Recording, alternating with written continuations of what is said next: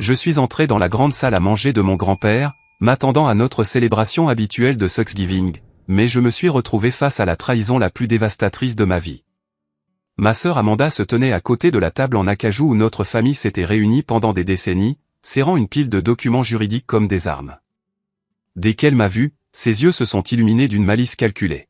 « Cyrus, annonça-t-elle à nos 20 parents rassemblés, tu dois me céder l'acte de propriété du domaine de 8,8 millions de dollars, tout de suite. » Je la regardais, en état de choc complet, incapable de comprendre ce que j'entendais.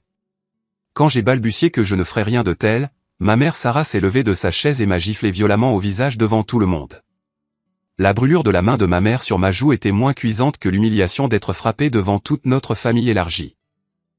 Tante, oncle et cousins qui me connaissaient depuis l'enfance me regardaient maintenant comme si j'étais une sorte de criminel dangereux. La salle à manger qui m'avait toujours semblé chaleureuse et accueillante paraissait soudain froide et hostile. La voix d'Amanda trancha le silence stupéfait avec une précision chirurgicale. « Mère a enfin réalisé ce que j'essaie de lui dire depuis des mois, dit-elle en agitant les documents avec un flair théâtral.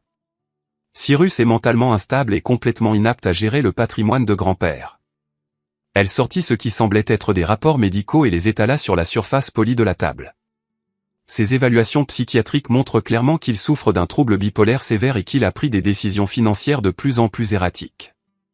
Ma mâchoire tomba en regardant des papiers qui contenaient supposément mes informations médicales. Je n'avais jamais vu de psychiatre de ma vie.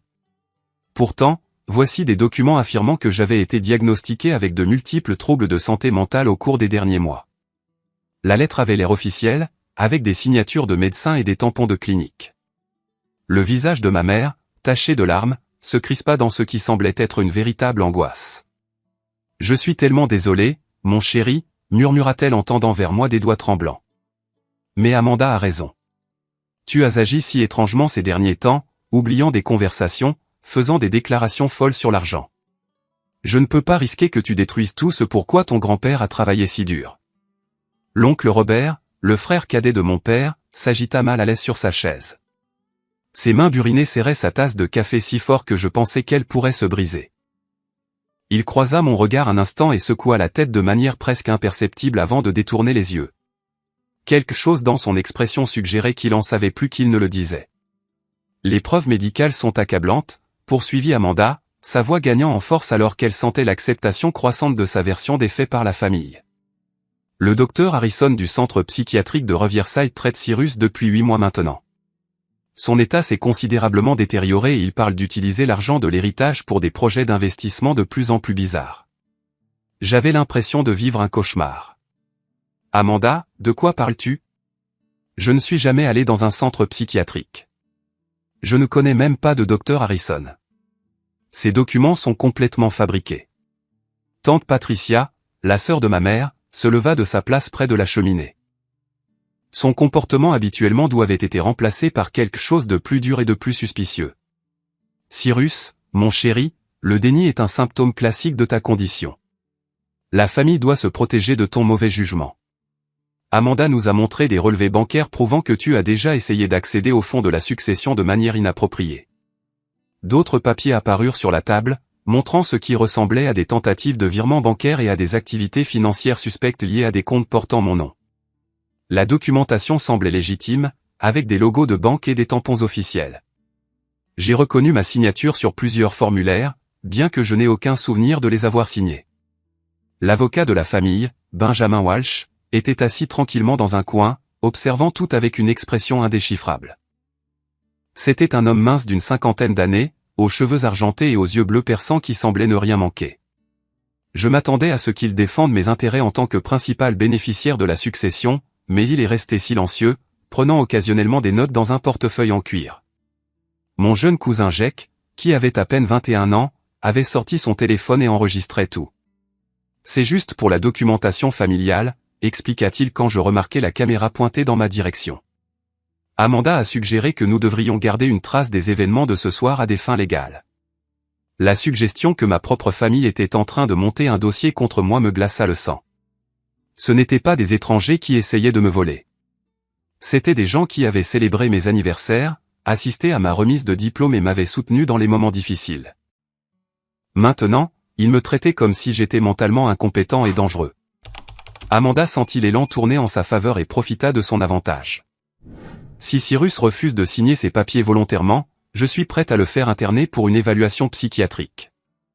Le docteur Harrison a déjà signé les formulaires nécessaires pour un internement involontaire. Nous pouvons le faire emmener dans un établissement sécurisé ce soir si nécessaire. La menace me frappa comme un coup physique. Ma sœur parlait de me faire enfermer dans un hôpital psychiatrique sur la base de rapports médicaux falsifiés. La manière désinvolte dont elle discutait de la destruction de ma liberté me fit réaliser à quel point elle avait minutieusement planifié cette agression contre ma vie. Plusieurs parents qui avaient initialement semblé mal à l'aise avec la confrontation hochaient maintenant la tête en accord avec la position d'Amanda. Les fausses preuves médicales étaient convaincantes, et mes protestations commençaient à sonner exactement comme le déni que tante Patricia avait décrit comme un symptôme de maladie mentale.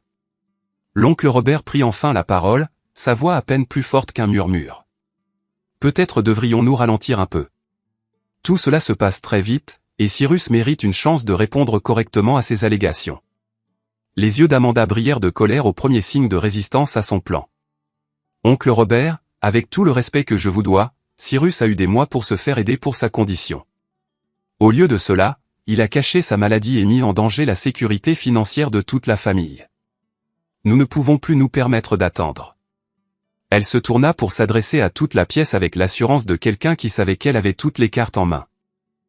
J'ai consulté des experts juridiques sur la meilleure façon de gérer cette situation. Si Cyrus ne signe pas ses documents de transfert avant minuit ce soir, je n'aurai d'autre choix que d'engager une procédure d'urgence pour le faire déclarer mentalement incompétent. Le tribunal nommera un tuteur pour gérer la succession, et ce processus pourrait prendre des années et coûter des centaines de milliers de dollars en frais de justice. L'échéance me semblait être une épée suspendue au-dessus de ma tête. J'étais coincé dans un coin, sans allié et sans moyen clair de prouver mon innocence. Les preuves contre moi semblaient convaincantes, et ma famille croyait clairement à la version des faits d'Amanda. Même ma propre mère s'était retournée contre moi, se basant sur les mensonges que ma sœur lui avait racontés pendant des mois. Benjamin Walsh ferma son portefeuille et regarda directement Amanda pour la première fois de la soirée. Son expression était complètement neutre, mais quelque chose dans l'intensité de son regard me fit me demander ce qu'il pensait réellement de toute cette situation. J'avais besoin d'espace pour réfléchir clairement, alors je me suis excusé de la salle à manger et me suis retiré dans le bureau de mon grand-père. L'odeur familière de vieux cuir et de tabac à pipe m'apportait généralement du réconfort, mais ce soir, elle ne me rappelait que tout ce que j'étais sur le point de perdre. Les murs étaient tapissés de livres que mon grand-père avait collectionnés pendant 70 ans, et son immense bureau en chêne contenait encore le stylo-plume qu'il utilisait pour signer les documents importants. Assis dans son fauteuil en cuir usé, essayant de digérer le cauchemar qui se déroulait autour de moi, j'ai remarqué quelque chose que je n'avais jamais vu auparavant. Derrière une section de la bibliothèque consacrée à l'histoire américaine, il y avait un espace entre deux volumes qui révélait ce qui ressemblait à un coffre-fort caché encastré dans le mur. Mon grand-père avait été méticuleux en matière de sécurité, mais il n'avait jamais mentionné de compartiment dissimulé dans son bureau. La serrure à combinaison du coffre-fort semblait être un ancien modèle mécanique avec des chiffres usés par des décennies d'utilisation. Sur une impulsion désespérée, j'ai essayé la date de naissance de mon grand-père. Rien. J'ai essayé la date de naissance de ma grand-mère. Toujours rien. Puis je me suis souvenu de quelque chose qu'il m'avait dit des années auparavant sur l'importance de l'histoire familiale. J'ai entré l'année où notre famille était arrivée pour la première fois en Amérique, et la lourde porte s'est ouverte avec un déclic. À l'intérieur du compartiment exigu, j'ai trouvé une enveloppe manie marquée de mon nom avec l'écriture distinctive de mon grand-père. L'enveloppe contenait une lettre datée d'exactement une semaine avant sa mort, ainsi que plusieurs autres documents qui allaient changer tout ce que je pensais savoir sur ma famille. La lettre commençait par des mots qui firent trembler mes mains. Mon cher Cyrus, si tu lis ceci, c'est qu'Amanda a commencé son assaut final contre l'intégrité de notre famille, exactement comme je l'avais prédit. L'écriture soignée de mon grand-père continuait, je connais la vraie nature de ta sœur depuis de nombreuses années, mais je manquais de preuves suffisantes pour agir jusqu'à récemment.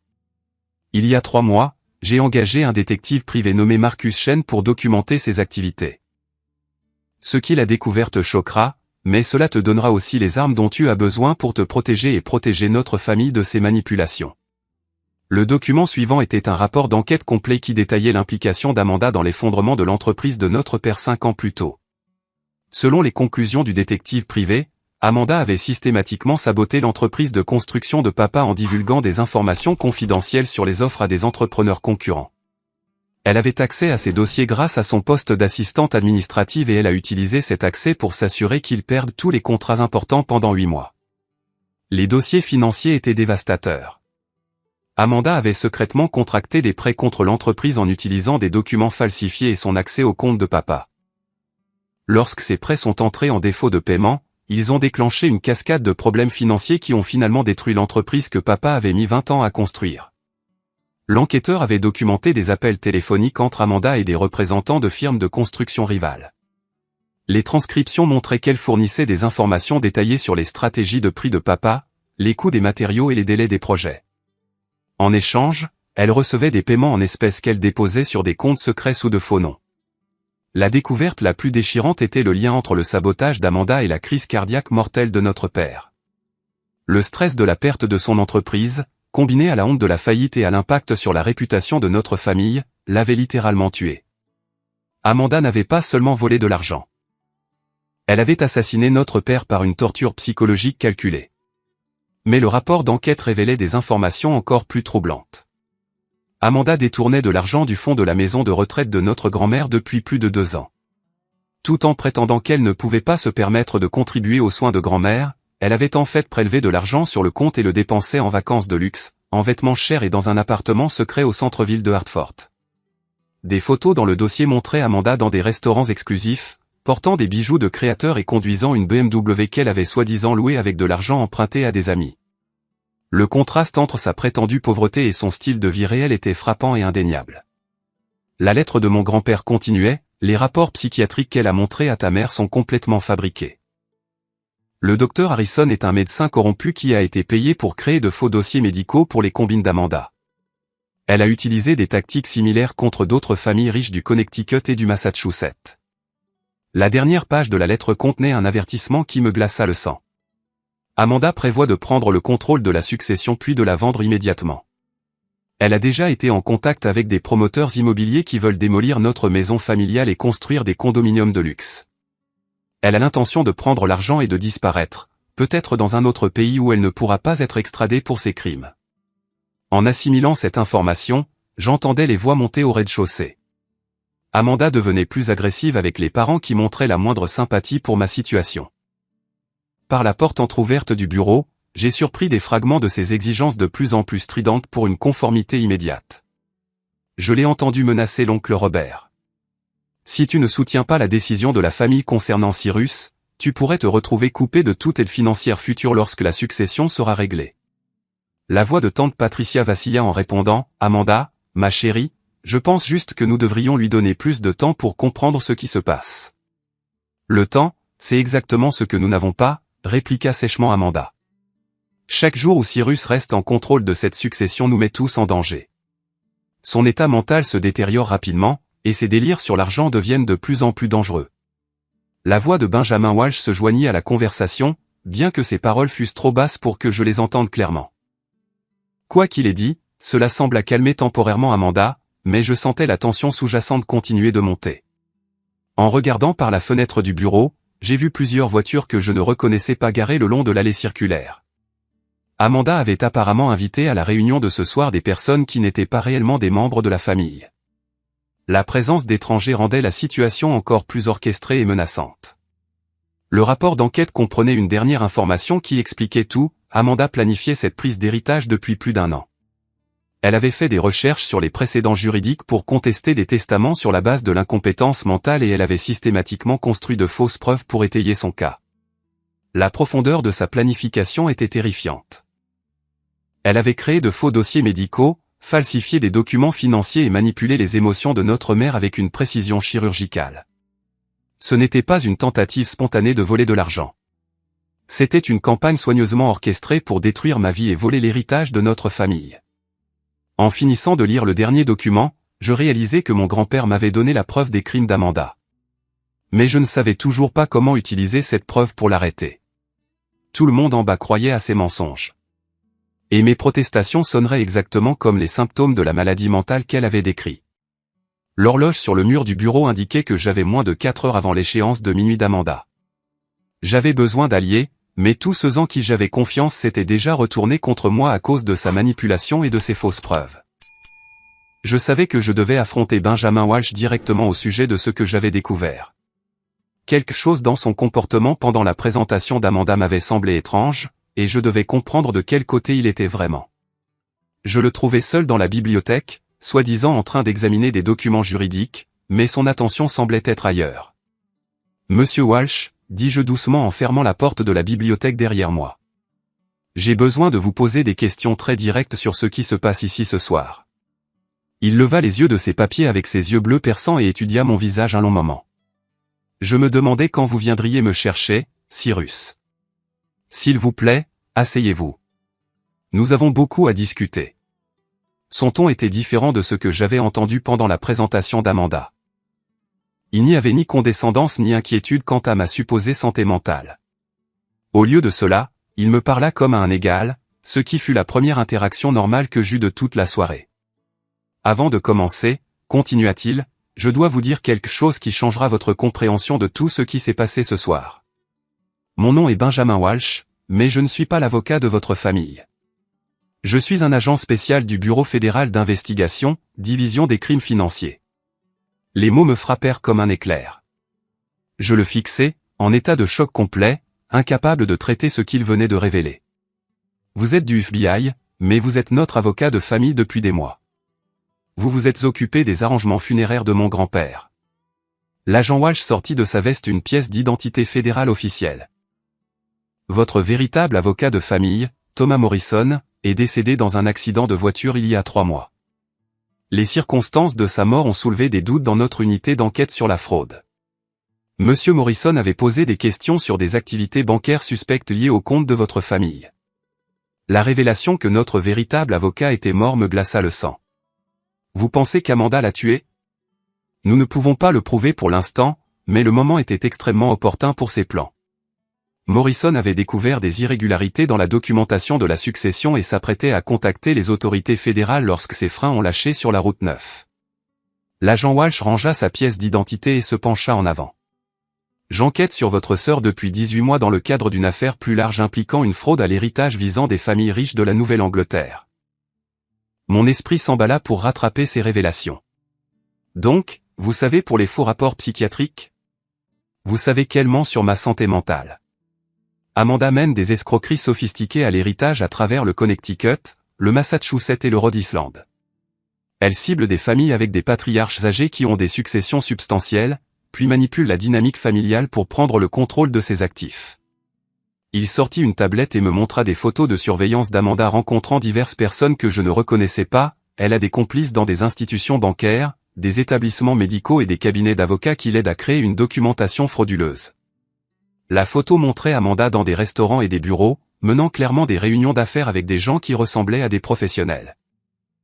Les eurodatages indiquaient que ces réunions avaient lieu depuis plus d'1 an, confirmant que son assaut contre notre famille était planifié bien à l'avance. Le docteur Harrison, le psychiatre qui vous a soi-disant traité, est en fait un médecin suspendu qui crée de faux dossiers médicaux pour $500 par rapport. Nous avons documenté plus de 30 cas où il a fourni des évaluations psychiatriques fabriquées pour les combines d'Amanda. L'agent Walsh me montra des transcriptions d'écoutes téléphoniques qui me retournèrent l'estomac. Je vis les mots de ma sœur en noir sur blanc, discutant de la manière de falsifier la signature de mon grand-père sur les documents de la succession et planifiant des moyens de manipuler la vulnérabilité émotionnelle de notre mère. Amanda a déjà transféré $2 millions de la succession de votre grand-père vers des comptes bancaires offshore aux îles Caïmans et en Suisse. Elle y est parvenue en utilisant de faux documents de procuration et son accès aux informations financières de votre grand-père pendant sa dernière maladie. L'ampleur de son vol était stupéfiante. Elle n'avait pas seulement prévu de voler mon héritage. Elle le volait déjà depuis des mois pendant que mon grand-père se mourait. La cruauté de voler un homme sur son lit de mort tout en prétendant prendre soin de lui révélait un niveau de mal que je n'avais pas imaginé possible. La réunion de ce soir sert plusieurs objectifs pour la phase finale d'Amanda, expliqua l'agent Walsh. Elle a besoin de témoins de votre supposée incompétence mentale pour légitimer sa revendication légale sur les actifs restants. Elle a également besoin de votre signature sur des documents qui lui donneront le contrôle complet des actifs liquides de la succession. Je pensais à tous les parents qui avaient été convaincus par sa performance ce soir. Donc, tout le monde en haut croit vraiment que je suis malade mentalement. Certains le croient, mais d'autres sont contraints par différentes méthodes. Amanda a recueilli des informations compromettantes sur divers membres de la famille depuis des mois. Elle a des preuves de fraude fiscale, de fraude à l'assurance et d'autres activités illégales qu'elle utilise pour s'assurer de leur conformité à ses plans. L'idée que ma sœur avait systématiquement fait chanter nos propres parents était presque trop horrible pour être crue. Depuis combien de temps êtes-vous au courant du plan de ce soir? Nous surveillons ses communications depuis 3 mois. Nous savions qu'elle prévoyait de passer à l'action finale pendant la réunion de Thanksgiving, mais nous avions besoin qu'elle tente la fraude réelle avant de pouvoir procéder à des arrestations. Les procureurs fédéraux exigent des preuves de crimes commis, pas seulement de complot. L'explication de l'agent Walsh me fit réaliser que j'étais essentiellement un appât dans une enquête du FBI. Donc, vous m'utilisez pour la prendre en flagrant délit? Nous utilisons sa cupidité et son arrogance contre elle. Amanda croit qu'elle contrôle complètement la situation, mais chaque mot qu'elle a prononcé ce soir a été enregistré par du matériel de surveillance fédérale.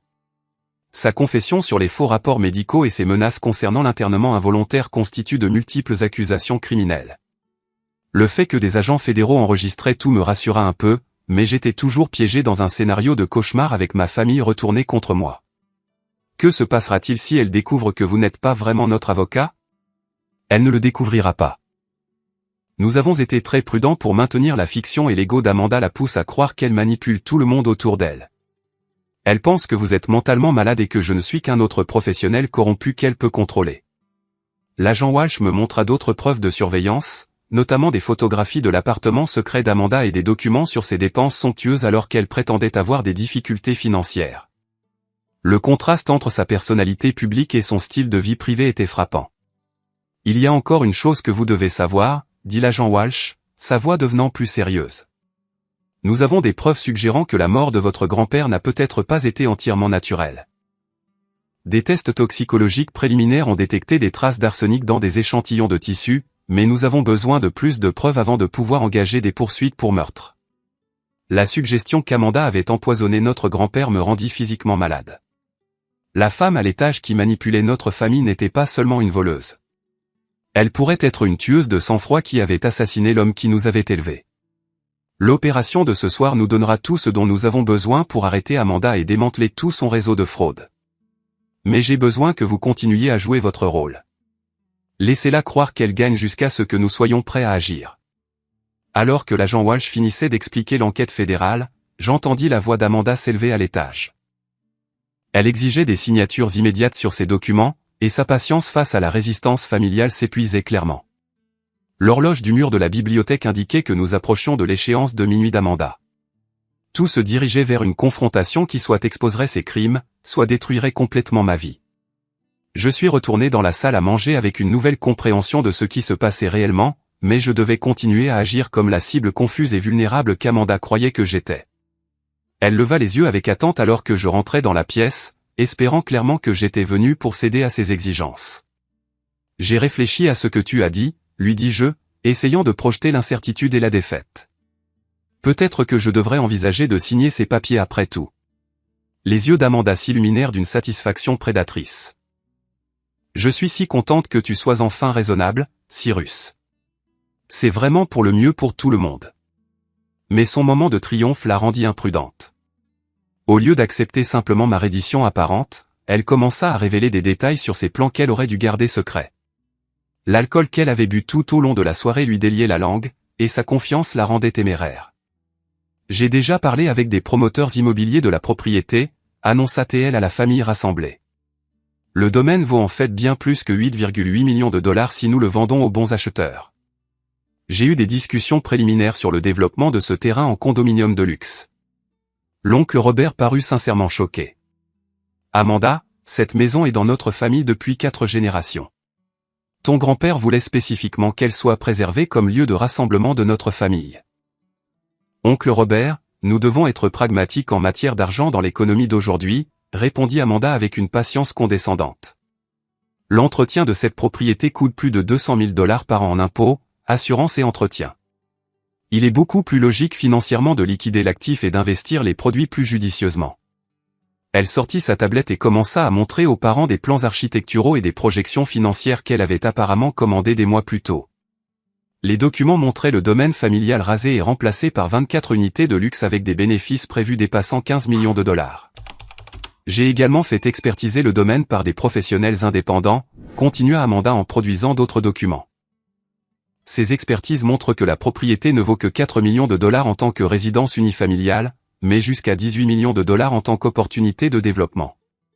Tante Patricia fronça les sourcils en examinant les documents d'expertise.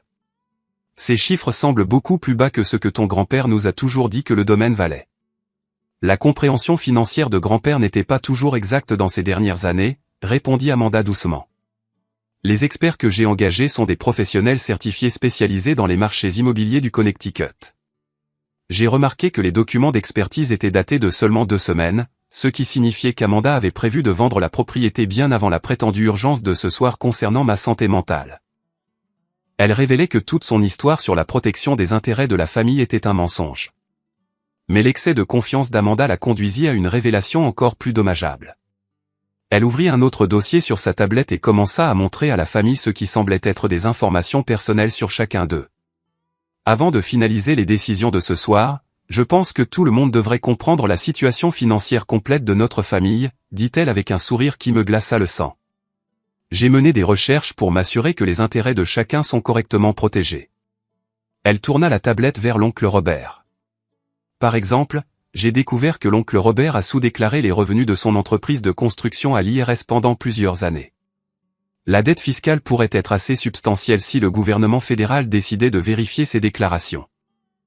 Le visage de l'oncle Robert devint blanc. Amanda, comment as-tu obtenu des informations sur les impôts de mon entreprise ? J'ai des amis qui travaillent dans diverses capacités professionnelles, répondit-elle vaguement. Tante Patricia, j'ai aussi appris des choses intéressantes sur tes déclarations d'assurance après l'incendie de ta maison il y a 2 ans. Tante Patricia commença à paraître sincèrement effrayée. De quoi parles-tu ? Amanda lui montra d'autres documents sur l'écran de la tablette. Les enquêteurs de l'assurance ont manqué certains détails importants sur l'origine de l'incendie. Il serait regrettable que quelqu'un porte ces détails à leur attention maintenant que le sinistre a été réglé. J'ai regardé avec horreur Amanda révéler systématiquement qu'elle avait des informations préjudiciables sur presque tout le monde dans la pièce. Elle avait des preuves des activités de trafic de marijuana de cousin Jake à son université, des documents sur les dons non imposables de ma mère qui dépassaient les exigences de déclaration fédérale, et des photographies montrant divers parents dans des situations compromettantes. Je veux que tout le monde comprenne que je ne menace personne, dit Amanda avec une fausse douceur. J'essaie simplement de m'assurer que notre famille prend des décisions qui protègent les intérêts de tous. Parfois, cela signifie garder certaines informations privées au sein de notre cercle familial. Les parents qui avaient initialement soutenu ces affirmations contre moi semblaient maintenant terrifiés en réalisant qu'elle avait recueilli du matériel de chantage contre tous. La femme qu'ils pensaient essayer de protéger la famille tenait en fait tout le monde en otage avec leurs secrets personnels. Mais la révélation la plus choquante d'Amanda est venue lorsqu'elle leur a montré des séquences vidéo sur sa tablette. J'ai également installé des caméras de sécurité dans toute cette maison pour protéger contre le vol et le vandalisme. Ces caméras ont enregistré des conversations très intéressantes au cours des derniers mois. Elle a diffusé des extraits de parents faisant des commentaires privés sur les finances familiales, les relations personnelles et les affaires commerciales qu'ils n'avaient clairement jamais eu l'intention de partager avec d'autres. Amanda avait secrètement enregistré tout le monde pendant des mois, constituant un arsenal de matériel de chantage à utiliser exactement comme elle l'utilisait ce soir. Jake, tes parents pourraient être intéressés de savoir que tu prévois d'abandonner l'université et de déménager en Californie avec ta petite amie. Patricia, ton mari ne sait pas pour tes dettes de jeu des voyages au casino de Foxwood, n'est-ce pas ? Chaque révélation frappait sa cible comme une frappe de précision. Amanda avait étudié les vulnérabilités de chacun et recueilli exactement les informations dont elle avait besoin pour contrôler leur comportement. Elle ne volait pas seulement de l'argent, elle détruisait la confiance de la famille les uns envers les autres.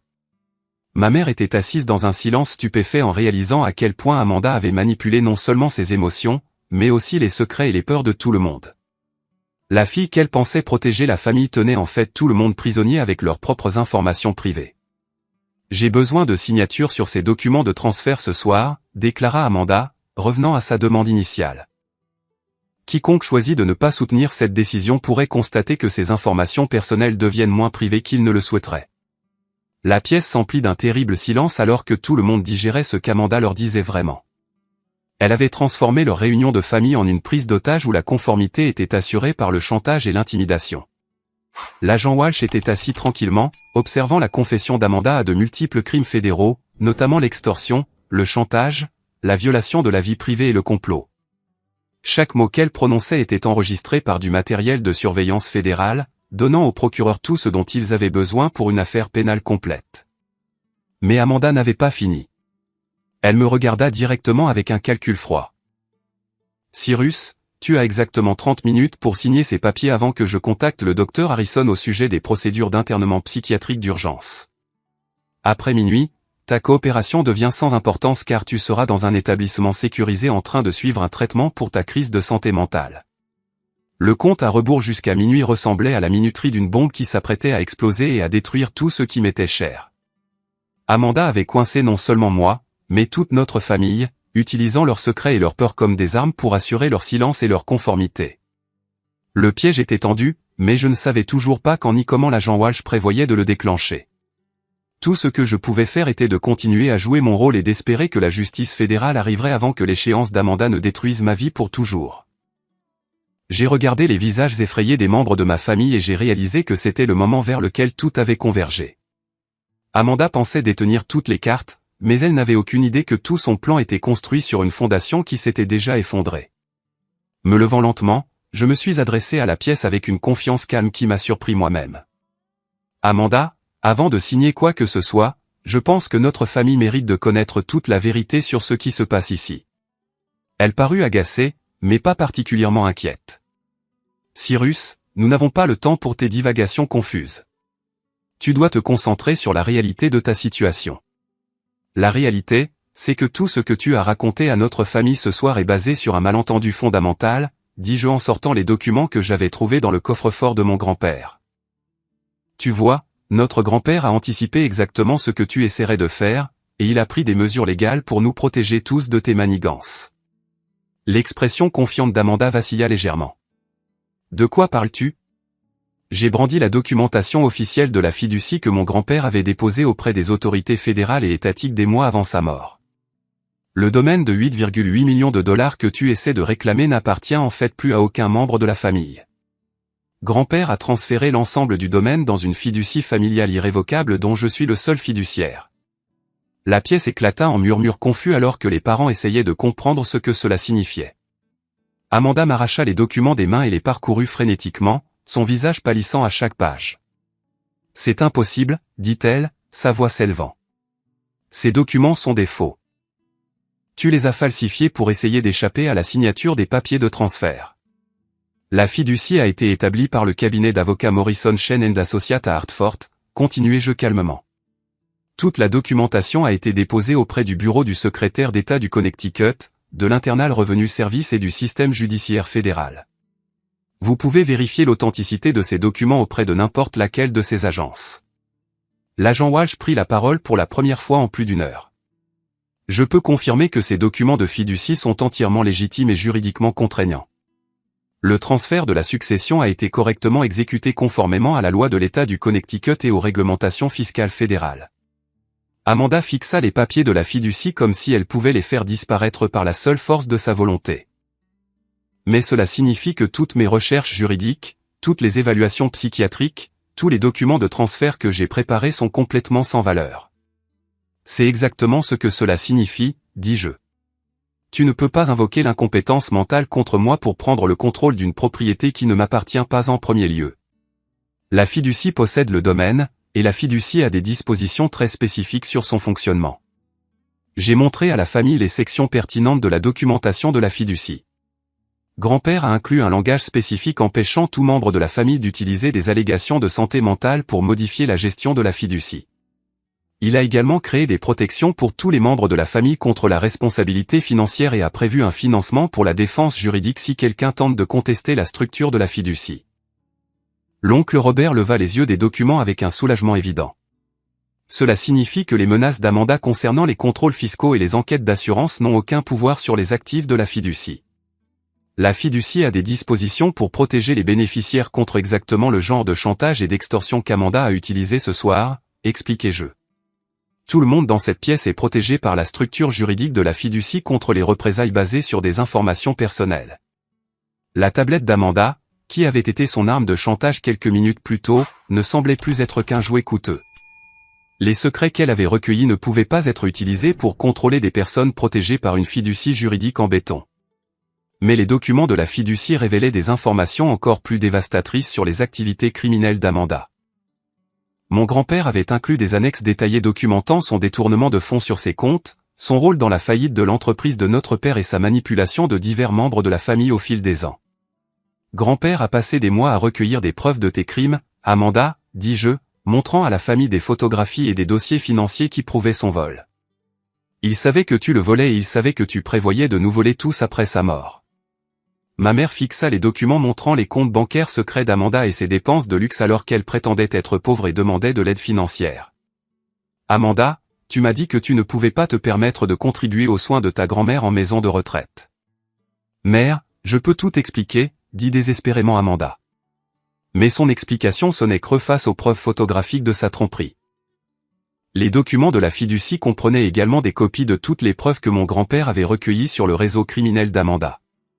Les faux rapports médicaux, les documents financiers falsifiés et le matériel de chantage étaient tous documentés et conservés comme preuve de sa fraude systématique. L'agent Walsh se leva et s'adressa officiellement à la pièce. L'enquête fédérale sur les activités d'Amanda est en cours depuis 18 mois. Les événements de ce soir nous ont fourni des preuves suffisantes pour engager des poursuites fédérales complètes contre elle et ses complices. Amanda regarda autour de la pièce, cherchant désespérément un quelconque levier ou sympathie restant. Vous faites tous une terrible erreur. J'essayais de protéger cette famille de la maladie mentale et de l'irresponsabilité financière de Cyrus. La seule maladie mentale dans cette pièce est ta volonté sociopathe de détruire ta propre famille pour de l'argent, répondis-je. La fiducie protège tout le monde ici de ta manipulation, et les forces de l'ordre fédéral protégeront la société de tes activités criminelles. Ma mère comprit enfin toute l'ampleur de la manipulation de son chagrin et de sa peur par Amanda. Elle se leva et s'approcha de moi, les larmes coulant sur son visage. Cyrus, je suis si profondément désolé d'avoir cru à ces mensonges et de t'avoir frappé ce soir. Je ne sais pas comment je pourrai jamais réparer ça. Tu étais en deuil et vulnérable, et Amanda en a profité, dis-je en serrant ma mère dans mes bras pour la première fois depuis des mois. Ce qui compte maintenant, c'est que notre famille puisse guérir des dommages qu'elle a causés. Les parents qui avaient été terrifiés par les menaces de chantage d'Amanda la regardaient maintenant avec un mélange de dégoût et de pitié. La femme qu'ils avaient crainte se révélait n'être rien de plus qu'une criminelle qui avait abusé de leur amour et de leur loyauté. Amanda fit une dernière tentative désespérée pour sauver sa position. Je contesterai cette fiducie en justice. Je prouverai que grand-père était mentalement incompétent lorsqu'il a signé ces documents. L'agent Walsh sourit d'un air sombre. Vous aurez du mal à contester des documents légaux depuis une cellule de prison fédérale. Et la fiducie comprend des dispositions spécifiques exigeant que quiconque la conteste paie tous les frais de justice pour la défense réussie. Le piège s'était enfin refermé sur Amanda, mais elle avait encore un secret dévastateur que personne d'entre nous n'était prêt à entendre. L'agent Walsh se leva et parla dans ce que je réalisais maintenant être un microphone dissimulé. Contrôle, ici l'agent Walsh. Nous avons des preuves suffisantes pour une arrestation. Intervenez maintenant. En quelques secondes, la salle à manger se remplit d'agents fédéraux en équipement tactique du FBI. Ils avaient été positionnés autour de la propriété toute la soirée, attendant que la confession d'Amanda soit complète avant d'agir. La coordination était si fluide qu'Amanda eut à peine le temps de réagir avant d'être encerclée. Amanda Chen, dit formellement l'agent Walsh en sortant des menottes et un mandat d'arrêt fédéral. Vous êtes en état d'arrestation pour complot en vue de commettre une fraude, blanchiment d'argent, extorsion, chantage, usurpation d'identité et violation des réglementations bancaires fédérales. Alors que les agents commençaient à lire à Amanda ses droits constitutionnels, quelque chose en elle sembla se briser complètement. Au lieu de la peur ou du remords que j'aurais pu attendre, elle se mit à rire d'une manière qui me fit froid dans le dos. Ce n'était pas le rire de quelqu'un qui trouvait quelque chose de drôle. C'était le rire de quelqu'un dont l'emprise sur la raison s'était finalement rompue. Vous vous croyez si malin, n'est-ce pas ? Dit-elle en me regardant directement avec des yeux qui semblaient brûler de haine. Vous pensez avoir gagné quelque chose d'important ici ce soir ? L'agent Walsh tenta de poursuivre la procédure d'arrestation, mais Amanda continua de parler avec une énergie frénétique. Avant que vous ne m'emmeniez, laissez-moi faire un dernier cadeau à cette famille. Laissez-moi vous parler des dernières semaines de la vie de notre cher et tendre grand-père. Un frisson me parcourut l'échine en réalisant ce qu'elle était sur le point de révéler. L'agent Walsh avait mentionné des soupçons sur la mort de mon grand-père, mais je n'avais pas voulu croire qu'Amanda puisse être capable d'un meurtre réel. Grand-père n'est pas mort paisiblement dans son sommeil comme tout le monde le pense, annonça Amanda avec une satisfaction horrifiante. Il est mort parce que je voulais qu'il meure et je me suis assuré que cela se produise exactement quand j'en avais besoin. Ma mère halta et se laissa retomber sur sa chaise. L'agent fédéral arrêta de bouger et se concentra intensément sur la confession spontanée d'Amanda à ce qui allait clairement être un meurtre. J'ai fait des recherches sur des poisons intraçables sur Internet pendant des mois avant de trouver la solution parfaite, continua Amanda, sa voix devenant plus excitée à mesure qu'elle décrivait son crime. L'arsenic est merveilleusement subtil lorsqu'il est administré à petite dose sur plusieurs semaines. Les symptômes ressemblent exactement au vieillissement naturel et à une défaillance d'organes. L'agent Walsh activa un appareil d'enregistrement portable pour capturer la confession d'Amanda en plus de l'équipement de surveillance qui fonctionnait toute la soirée. Amanda Chen, vous avez le droit de garder le silence. Tout ce que vous direz pourra et sera utilisé contre vous devant un tribunal. Mais Amanda se moquait bien des avertissements légaux. Le frisson de révéler enfin son contrôle total sur le destin de notre famille était trop enivrant pour qu'elle s'arrête. Je glissais de petites quantités d'arsenic dans son café chaque matin lorsque je lui rendais visite pour l'aider à prendre soin de lui pendant sa dernière maladie. Les infirmières visiteuses pensaient que j'étais une petite fille si dévouée.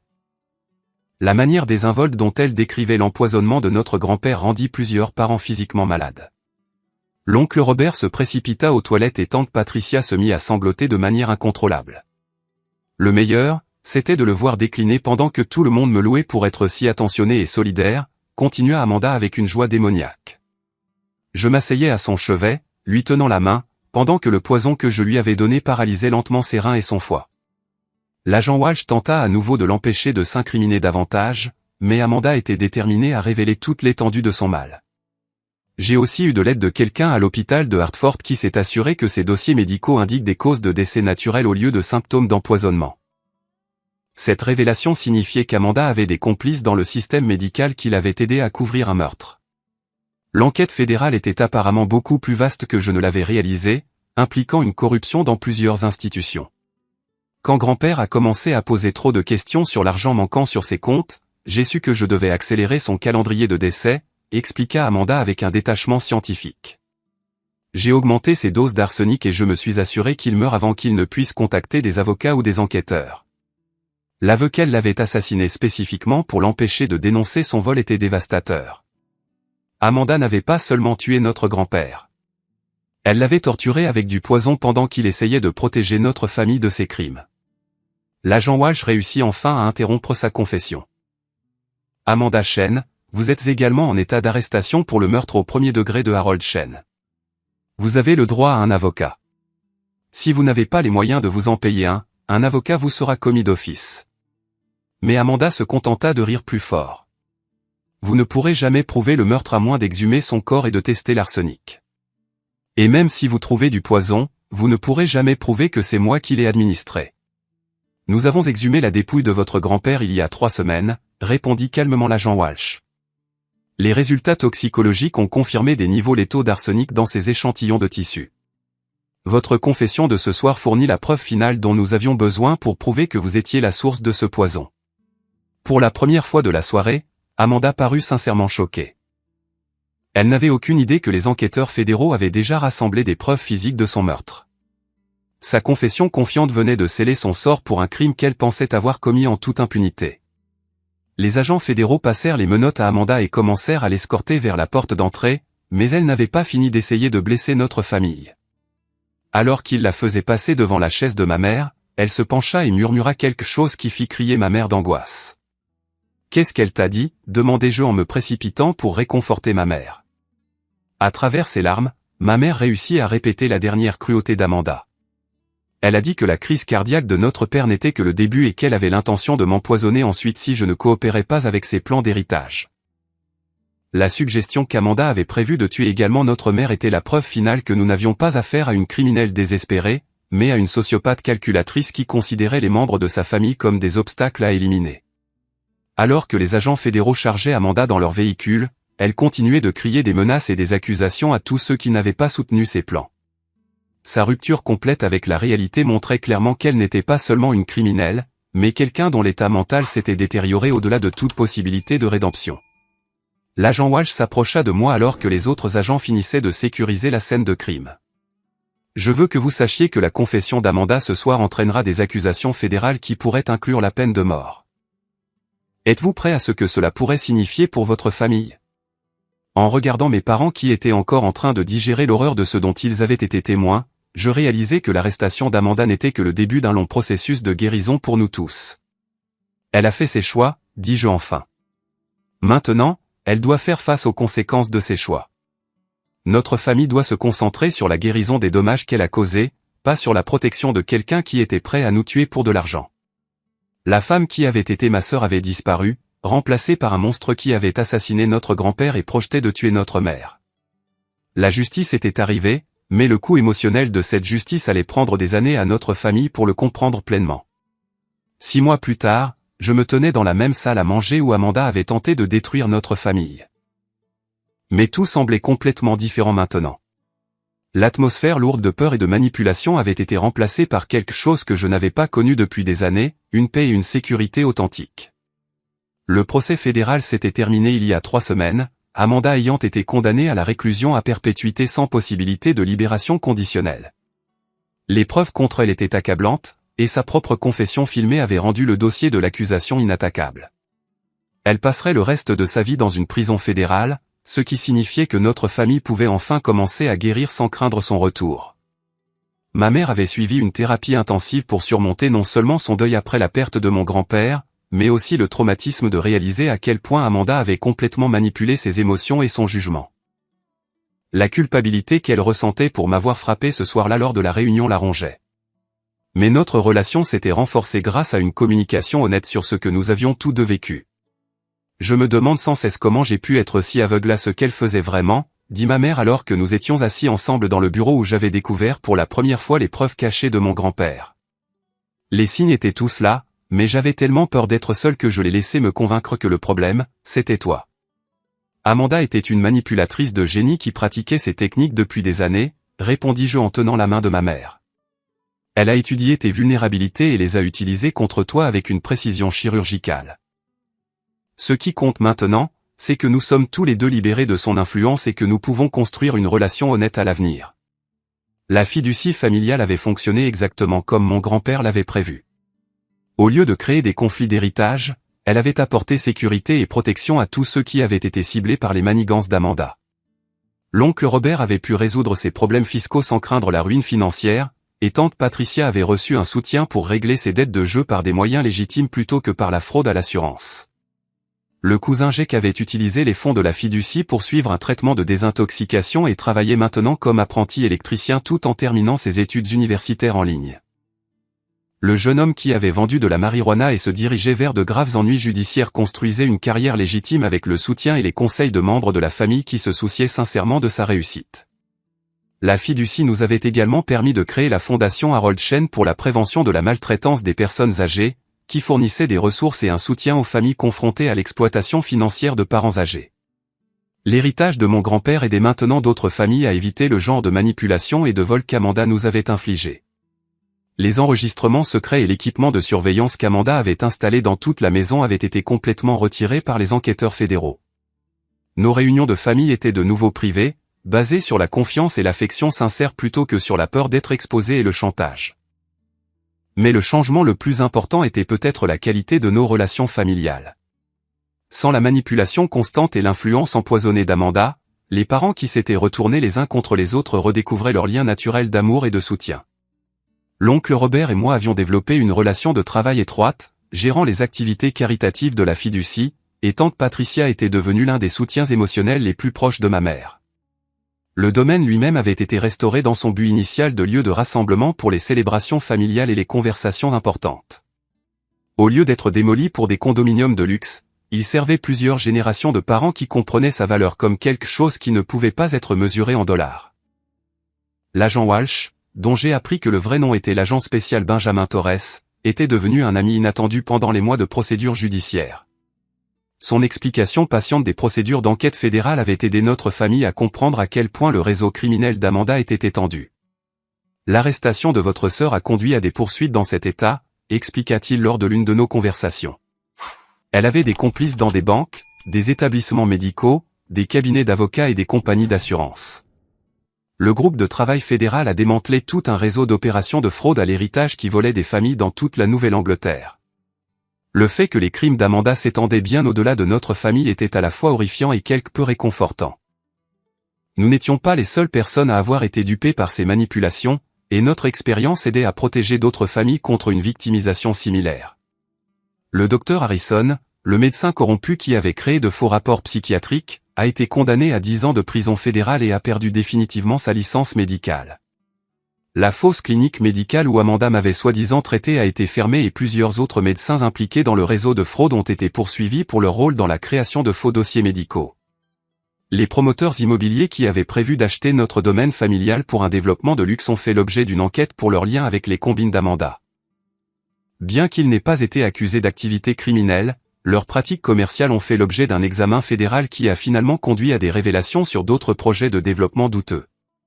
Ma mère et moi avions établi de nouvelles traditions pour les réunions de famille qui mettaient l'accent sur la communication honnête et le soutien mutuel. Au lieu de dîners formels où les gens se sentaient obligés de présenter des façades parfaites, nous organisions des activités décontractées où les parents pouvaient partager leurs pensées et leurs préoccupations sincères sans crainte de jugement ou de manipulation. J'ai appris que la famille, ce n'est pas seulement une question de lien de sang, a réfléchi ma mère lors de notre dernière réunion. C'est une question de personnes qui choisissent de se soutenir mutuellement dans les moments difficiles et de célébrer les succès des autres sans arrière-pensée.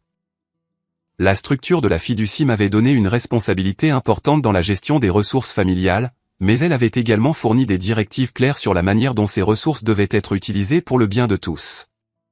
Au lieu de créer du ressentiment au sujet d'un héritage inégal, la fiducie était devenue une source de sécurité et d'opportunités pour toute la famille élargie. En regardant autour de la salle à manger où Amanda avait tenté de détruire tout ce que notre grand-père avait construit, j'ai ressenti une profonde gratitude pour sa sagesse et sa prévoyance. Il avait compris la vraie nature d'Amanda bien avant tout le monde. Et sa planification minutieuse avait sauvé non seulement notre sécurité financière, mais aussi nos relations familiales. La leçon la plus importante que j'ai apprise de toute cette épreuve est que la véritable force vient de la protection des autres plutôt que de leur exploitation. Amanda avait recherché le pouvoir par la manipulation, le vol et même le meurtre. Mais ce chemin l'avait finalement conduite à la destruction complète de tout ce qu'elle prétendait valoriser. L'approche de mon grand-père avait été complètement différente. Il avait utilisé ses ressources et son influence pour créer la sécurité et des opportunités pour plusieurs générations de membres de la famille. Son héritage ne se mesurait pas en dollars, mais dans l'amour et la confiance qui continuaient de grandir entre les personnes qui lui étaient chères. Le soleil du soir se couchait à travers les fenêtres de la salle à manger alors que je finissais de réfléchir à combien notre famille avait changé et grandi au cours des derniers mois. Demain apporterait de nouveaux défis et de nouvelles opportunités, mais nous les affronterions ensemble, en tant que personnes qui avaient appris à valoriser l'honnêteté, la loyauté et un soin sincère pour le bien-être de chacun. J'ai réalisé que le plus grand cadeau de mon grand-père à notre famille n'était pas l'argent qu'il nous avait laissé, mais l'exemple qu'il avait donné en utilisant ses ressources pour construire quelque chose de durable et de significatif. La fiducie qu'il avait créée ne concernait pas seulement les actifs financiers. Il s'agissait de créer la confiance entre des personnes qui choisissaient de se soutenir mutuellement quelles que soient les difficultés que la vie pourrait apporter. En éteignant les lumières de la salle à manger et en montant à l'étage, je me sentais confiant que notre famille continuerait de devenir plus forte et plus unie chaque année. La tentative d'Amanda de nous détruire avait finalement révélé la profondeur de l'amour et de la loyauté qui nous liaient les uns aux autres. L'héritage qu'elle avait tenté de voler n'a jamais vraiment été une question d'argent. Il s'agissait d'appartenir à quelque chose de plus grand que nous-mêmes et de savoir que nous avions le soutien de personnes qui se souciaient sincèrement de notre bonheur et de notre succès. C'était un héritage qu'aucun criminel ne pourrait jamais nous enlever. Avez-vous déjà vécu une situation où quelqu'un en qui vous aviez une confiance absolue a trahi cette confiance pour un gain personnel ? Comment avez-vous reconstruit votre capacité à faire confiance aux autres après avoir découvert que les véritables motivations de quelqu'un étaient si différentes de ce qu'il prétendait ? J'aimerais entendre parler de vos expériences avec la dynamique familiale et de la façon dont vous avez travaillé pour maintenir des relations saines malgré les défis et les conflits. Merci de m'avoir rejoint à travers cette histoire difficile mais finalement pleine d'espoir sur la façon dont les familles peuvent survivre même aux trahisons les plus dévastatrices lorsqu'elles choisissent de se soutenir mutuellement avec honnêteté et amour sincère. J'espère que le partage de mon expérience aidera d'autres personnes à reconnaître les signes avant-coureurs de la manipulation et à comprendre l'importance de protéger les membres vulnérables de la famille contre ceux qui exploiteraient leur confiance. Veuillez aimer cette vidéo si elle a résonné avec vos propres expériences. Abonnez-vous pour entendre d'autres histoires sur la dynamique familiale et la croissance personnelle. Partagez-la avec toute personne qui pourrait bénéficier de comprendre comment la confiance peut être reconstruite après une trahison et commentez ci-dessous avec vos réflexions sur le maintien de limites saines avec les membres de la famille qui n'ont peut-être pas vos meilleurs intérêts à cœur. Rappelez-vous que peu importe à quel point les choses peuvent paraître sombres lorsque vous êtes confronté à une trahison familiale, il y a toujours des personnes et des ressources disponibles pour vous aider à vous protéger et à reconstruire des relations plus fortes basées sur le respect mutuel et un soin sincère.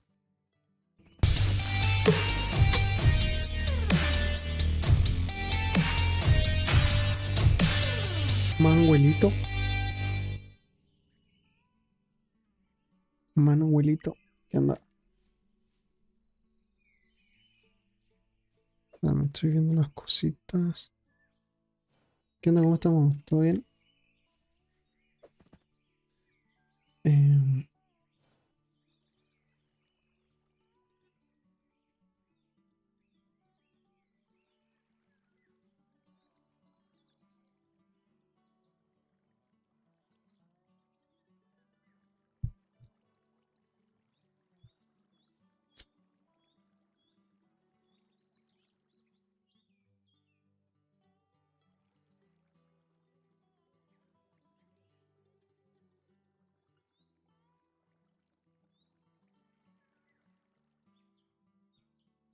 todo frío de este lado y usted... está empezando el calorcito. La verdad.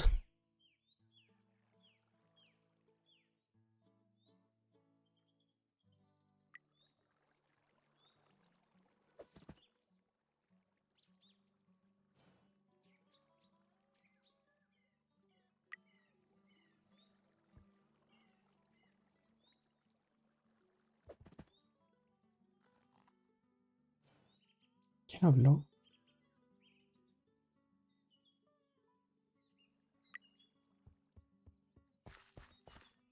Hola.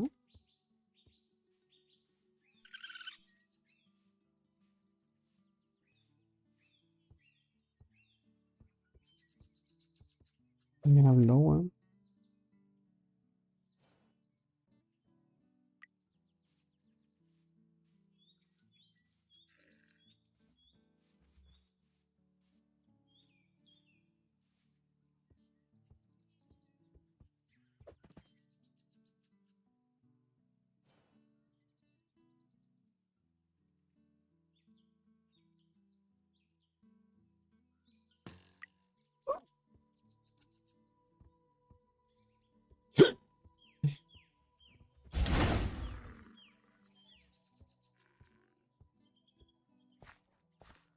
Corre, corre.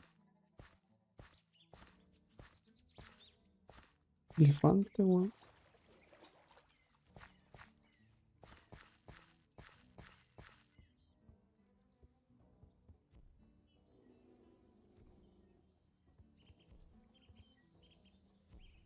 Ok, ok, te entiendo.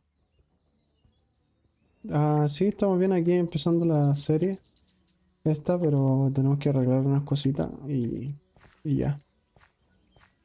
Pero sí, mañana va a ir mejor, ya que va a ir en un servidor dedicado, así que piolita.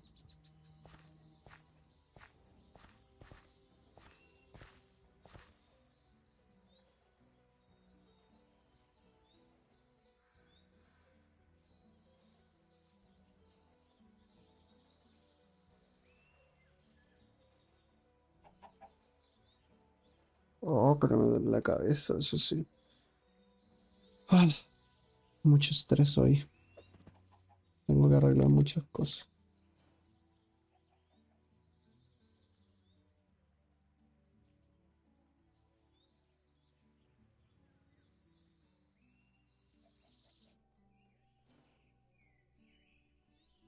Gracias, gracias.